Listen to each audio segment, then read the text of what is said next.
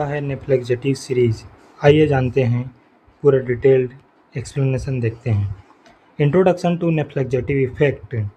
The term nephelauxetic is derived from the Greek word nephelo, जिसका मतलब होता है क्लाउड, और दूसरा वर्ड है ऑक्जेटिक, जिसका मतलब होता है एक्सपांसन। मतलब कंप्लीट अगर कॉम्बिनेशन देखें नेफ्लेक्जेटिव वर्ड का मीनिंग, तो इलेक्ट्रॉन क्लाउड का expansion. Thus nephelauxetic effect refers to the expansion of the electron cloud of a metal ion when it forms a complex with the ligand। Metal ion जब ligand के साथ क्या बनाते हैं, complex बनाता है, तो तब उसके जो इलेक्ट्रॉन क्लाउड के एक्सपांसन को कौन रिप्रेजेंट करता है, नेफ्लेक्जेटिव इफेक्ट रिप्रेजेंट करते हैं, उसी को नेफ्लेक्जेटिव इफेक्ट बोलते हैं। In coordination chemistry when a free metal ion form a complex its d electron are no longer completely localised. इसका मतलब ये कि जब कोऑर्डिनेशन कॉम्प्लेक्स में जब जो फ्री मेटल आयन जो होते हैं कॉम्प्लेक्स बनाते हैं लिगेंड के साथ, तो उसके जो डी इलेक्ट्रॉन होते हैं वो ख़त्म हो जाते हैं, कम्प्लीटली लोकलाइज्ड हो जाते हैं। बट ऐसा ना हो कि क्या होता है इस पर, due to interaction with the ligand, ligand के साथ इंटरेक्शन होता है, जिससे जो इलेक्ट्रॉन क्लाउड होते हैं वो स्प्रेड हो जाते हैं over the ligand. Electron cloud जो का इलेक्ट्रॉन डी मेटल के जो डी इलेक्ट्रॉन होता है उसका इंटरेक्शन होता है लिगेंड के साथ, जिससे जो इलेक्ट्रॉन क्लाउड होता है वो लिगेंड में क्या हो जाता है, लिगेंड के ऊपर स्प्रेड हो जाता है, फैल जाता है पूरा, जिससे डीलोकलाइजेशन हो जाता है इलेक्ट्रॉन का। इलेक्ट्रॉन जो थे मूव करने के लिए स्टार्ट हो जाते हैं, जो कि रिड्यूस करता है inter electronic repulsion with in the metal ion. जिस डीलोकलाइजेशन स्टार्ट हो जाता है, जिससे जो इंटर इलेक्ट्रॉनिक रिपल्सन होता है मेटल आयन में, उसका जो रिपल्सन होता है वो रिड्यूस हो जाता है। ठीक है, अब देखते हैं कुछ बेसिक कॉन्सेप्ट जो इस नेफ्लेक्जेटिव सीरीज में यूज़ हुए हैं, उसको देख लेते हैं। जब लिगेंड जो होता है मेटल आयन को अप्रोच करता है, मतलब जब बॉन्डिंग होता है, तो दो टाइप की बॉन्डिंग इंट्रैक्शन पॉसिबल होते हैं। पहला जो होते हैं आयनिक इंट्रैक्शन, दूसरा जो होता है covalent interaction. If the bonding is purely ionic, no significant expansion of electron cloud. अगर बॉन्डिंग प्योरली आयनिक होगा तो इसमें किसी भी टाइप का इलेक्ट्रॉन का एक्सपांसन नहीं होगा, इलेक्ट्रॉन क्लाउड का एक्सपांसन नहीं होगा। If the bonding has covalent character, electron cloud expands. अगर बॉन्डिंग में कोवेलेंट कैरेक्टर प्रेजेंट है, मतलब कोवेलेंट इंट्रैक्शन हो रहा है बॉन्डिंग में, तो इलेक्ट्रॉन क्लाउड जो है एक्सपांड करेगा। इलेक्ट्रॉन क्लाउड मतलब फैल जाएगा, ऐसे से ऐसा हो जाएगा। ठीक है, मेटल आयन के electron cloud. This expansion reduces inter electronic repulsion among the D electron. और जो एक्सपांसन है, इलेक्ट्रॉन क्लाउड का एक्सपांसन हो रहा है, ये एक्सपांसन जो है रिड्यूस कर रहा है इंटर इलेक्ट्रॉनिक रिपल्सन को among the D electron. D metal के जो डी इलेक्ट्रॉन्स हैं उनके बीच जो इंटर इलेक्ट्रॉनिक रिपल्सन हो रहा है, उसको जो इलेक्ट्रॉन क्लाउड एक्सपांसन है वो रिड्यूस कर रहा है, कम कर रहा है। इसी कमी को, this reduction is measured using a parameter called nephelauxetic ratio. और इसी जो रिडक्शन है, रिपल्सन में जो कमी आ रहा है, इसी को मेजर इसके थ्रू किया जाता है, नेफ्लेक्जेटिक रेशियो के थ्रू किया जाता है, जिसको बीटा से रिप्रेजेंट किया जाता है। अब इसको देखते हैं कि नेफ्लेक्जेटिव रेशियो बीटा को कैसे कैलकुलेट किया जाता है। ये एक क्वांटिटिव स्पीसीज है। ठीक है, क्वांटिटिवली इसको एक्सप्रेस किया जाता है यूजिंग द रेशियो। बीटा को कैसे फाइंड आउट किया जाता है, कैसे कैलकुलेट किया जाता है, beta is equal to B complex upon B of free ion. जहाँ पे जो बी कॉम्प्लेक्स है रकाह पैरामीटर है, जो बी है वो रकाह पैरामीटर को रिप्रेजेंट कर रहा है, और जो बी कॉम्प्लेक्स है, बी कॉम्प्लेक्स होता है Racah parameter for the metal ion complex. जो मेटल आयन कॉम्प्लेक्स है उसके लिए रकाह पैरामीटर को रिप्रेजेंट कर रहा है बी कॉम्प्लेक्स, और बी फ्री आयन जो होता है Racah parameter for free metal ion. जो फ्री मेटल आयन है जो कि कॉम्प्लेक्स फॉर्म नहीं किया, उसके लिए जो रकाह पैरामीटर है वो बी फ्री आयन है, और बी कॉम्प्लेक्स जो है Racah parameter for the metal ion in complex. जब कॉम्प्लेक्स बना देता है मेटल आयन लिगेंड के साथ, तो कॉम्प्लेक्स बनता है, उस कॉम्प्लेक्स की रकाह पैरामीटर को बी कॉम्प्लेक्स से रिप्रेजेंट किया जाता है। और जो बीटा है, दोनों के बीच का रेशियो होता है, बी कॉम्प्लेक्स और बी फ्री आयन के बीच का रेशियो ही क्या होता है, बीटा होता है, जो कि नेफ्लेक्जेटिव रेशियो होता है, जो कि मेजर करता है reduction in the inter electronic repulsion among d electrons of the metal ion। अब देखते हैं कि interpretation of the beta value. Beta के वैल्यू को किस तरह से डिफाइन किया जाता है। बीटा के वैल्यू अगर 1 के इक्वल है तो नो नेफ्लेक्जेटिव इफेक्ट, इसमें किसी भी टाइप का नेफ्लेक्जेटिव इफेक्ट नहीं हो रहा है, मतलब किसी भी टाइप का इलेक्ट्रॉन का एक्सपांसन नहीं होगा, तो ये प्योरली आयनिक बॉन्डिंग को रिप्रेजेंट करेगा। बीटा का वैल्यू अगर लेस देन 1 है तो नेफ्लेक्जेटिव इफेक्ट जो है प्रेजेंट है, इसमें कोवेलेंट कैरेक्टर एग्जिस्ट करता होगा तभी प्रेजेंट है नेफ्लेक्जेटिव इफेक्ट। अगर बीटा का वैल्यू कम है, ठीक है, तो ग्रेटर कोवेलेंसी होगा। बीटा का वैल्यू 1 से भी कम है, बहुत ही कम है, मतलब ये वाले वैल्यू से कम है बीटा का वैल्यू, तो कोवेलेंसी इसमें बहुत ज़्यादा होगा, तो इलेक्ट्रॉन क्लाउड का एक्सपांसन भी बहुत ज़्यादा, ग्रेटर इलेक्ट्रॉन क्लाउड एक्सपांसन होगा। ठीक है, thus nephelauxetic effect is directly related to the covalency. तो अपन बोल सकते हैं कि जो नेफ्लेक्जेटिव इफेक्ट है वो कोवेलेंसी से डायरेक्टली रिलेटेड है। ठीक है, अब देखते हैं कि जैसे कि अपन ऊपर में कुछ टर्म्स देखे, रकाह पैरामीटर, वो रकाह पैरामीटर एक्चुअल में क्या होता है उसको देख लेते हैं। रकाह पैरामीटर जिसको बी से रिप्रेजेंट किया जाता है और इसका कुछ इंपॉर्टेंस है उसको देखते हैं। The Racah parameter which is represented where B measures electron repulsion in D orbital. Racah parameter जो होता है, जो इलेक्ट्रॉन रिपल्सन होता है डी ऑर्बिटल्स के बीच में, डी ऑर्बिटल इलेक्ट्रॉन्स के बीच में, उसको मेज़र करता है, नापने का काम कौन करता है, रकाह पैरामीटर करता है। अगर बी का वैल्यू हायर है, ठीक है, तो स्ट्रॉन्ग रिपल्सन को रिप्रेजेंट कर रहा है, इलेक्ट्रॉन्स क्या है, लोकेलाइज्ड हैं। बी का वैल्यू अगर हायर है तो रिपल्सन जो है स्ट्रॉन्ग होगा, और ये लोकेलाइज्ड इलेक्ट्रॉन को रिप्रेजेंट करते हैं, मतलब इलेक्ट्रॉन्स फिक्स हो गए हैं, दैट इज़ लोकेलाइज्ड इलेक्ट्रॉन। अब अगर मान लो बी का वैल्यू लोअर है तो रेड्यूस्ड एक्सपांसन रिपल्सन को रिप्रेजेंट करेगा, मतलब रिपल्सन कम है तो डीलोकेलाइज्ड इलेक्ट्रॉन होंगे तभी रिपल्सन कम होगा।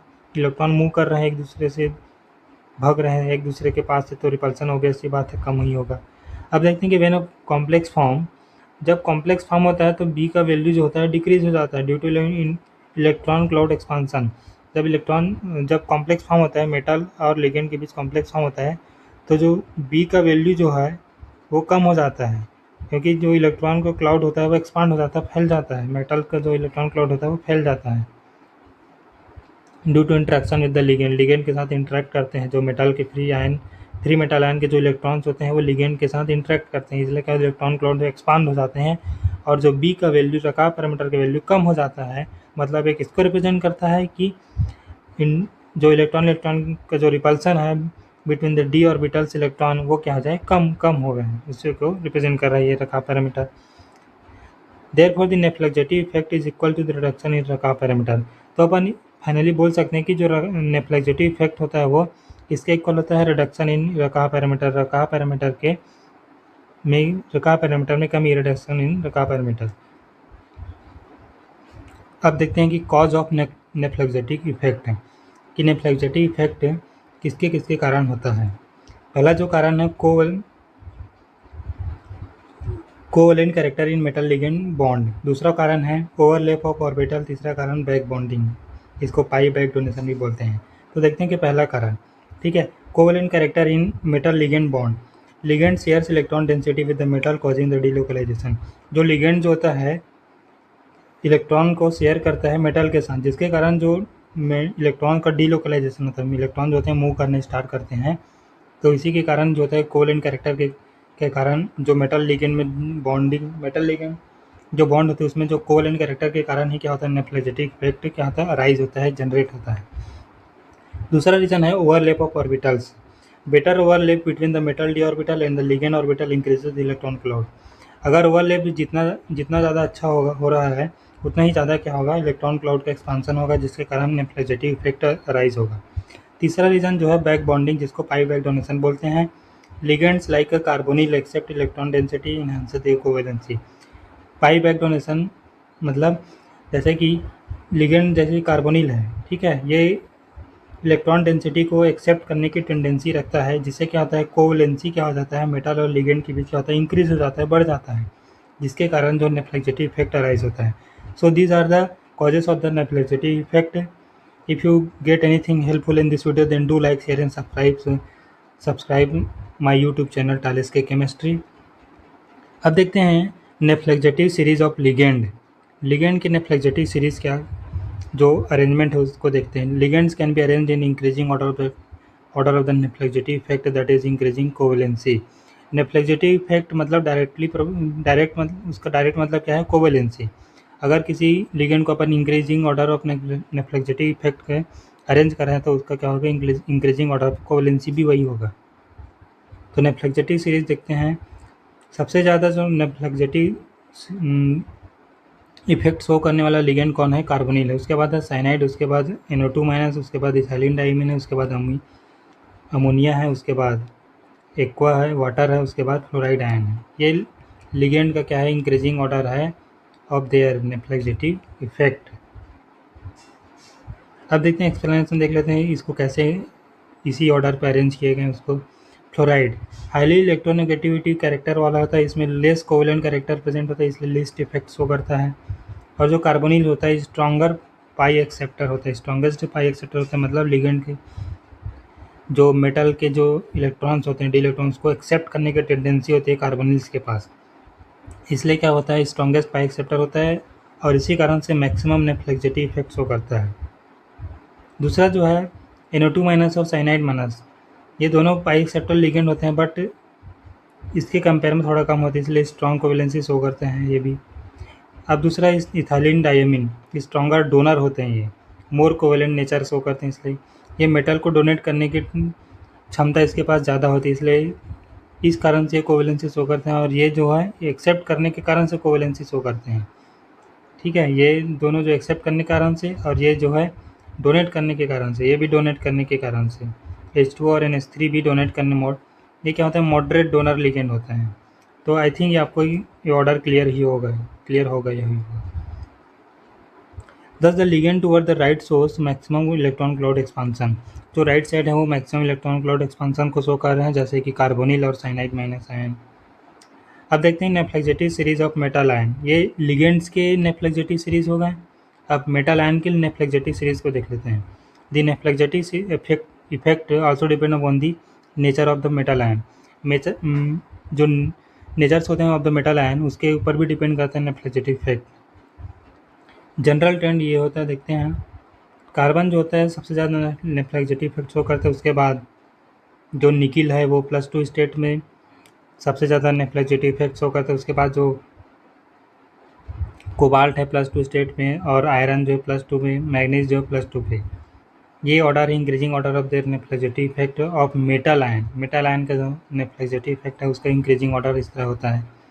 As we move across the period, जैसे हम पीरियोडिक टेबल में पीरियड की तरफ मूव करते हैं, ठीक है, पीरियड की तरफ ऐसे मूव करते हैं तो जो इफेक्टिव न्यूक्लियर चार्ज होता है वो इंक्रीज होता है और कोवेलेंट इंट्रैक्शन जो होता है वो इंक्रीज होता है और जिससे कि नेफ्लेक्सिटी इफेक्ट क्या होता है वो भी इंक्रीज हो जाता है।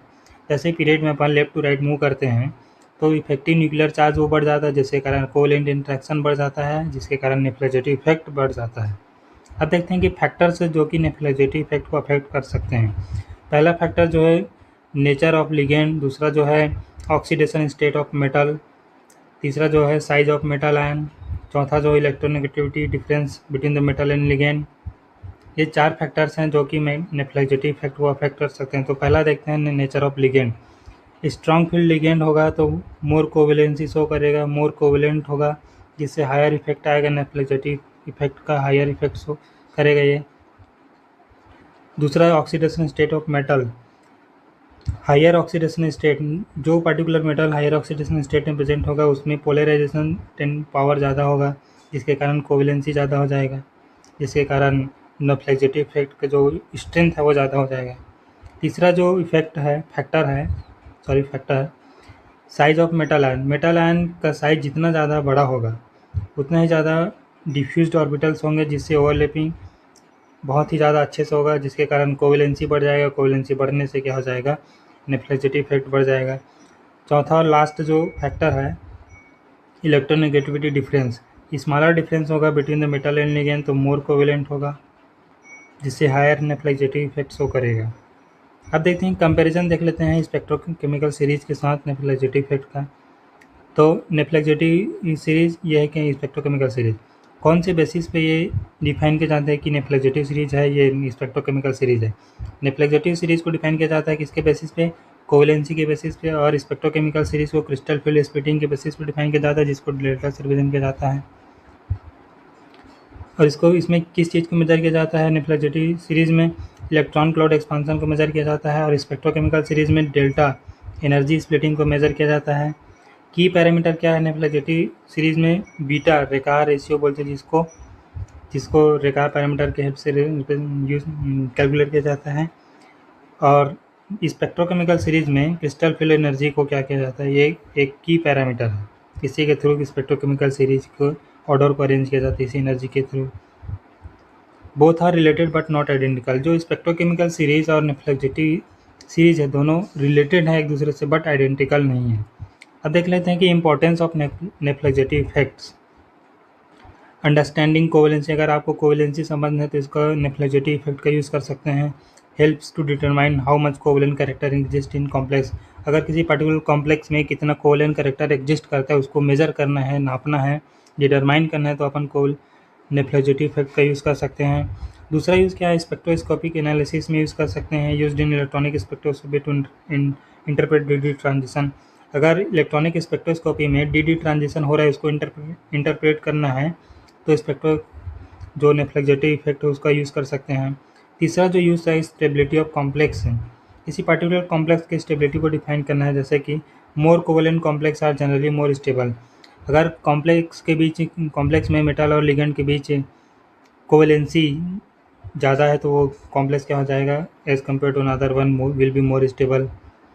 चौथा जो यूज़ है magnetic property, delocalisation affects spin pairing and magnetic behaviour. जो डीलोकलाइजेशन होता है इलेक्ट्रॉन का, इसके कारण जो स्पिन का जो पेयरिंग होता है और मैग्नेटिक बिहेवियर क्या होता है, अफेक्ट हो जाता है।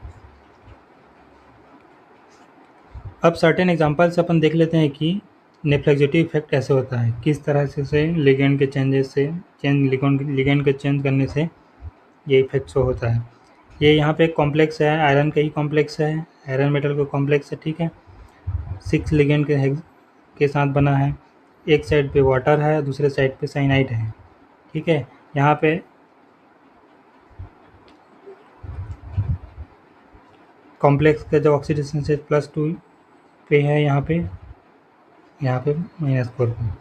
अब देखते हैं कि साइनाइड एक स्ट्रॉन्गर लिगेंड है, ठीक है, जो कि मोर कोवेलेंसी शो करेगा, मोर कोवेलेंट कैरेक्टर शो करेगा। अगर कोवेलेंट कैरेक्टर ज़्यादा है तो ऑब्वियस सी बात है उसका बीटा का वैल्यू कम होगा, ठीक है, रिकॉर्ड रेशियो कम होगा, जिससे हायर नेफ्लेक्जेटिव इफेक्ट शो करेगा।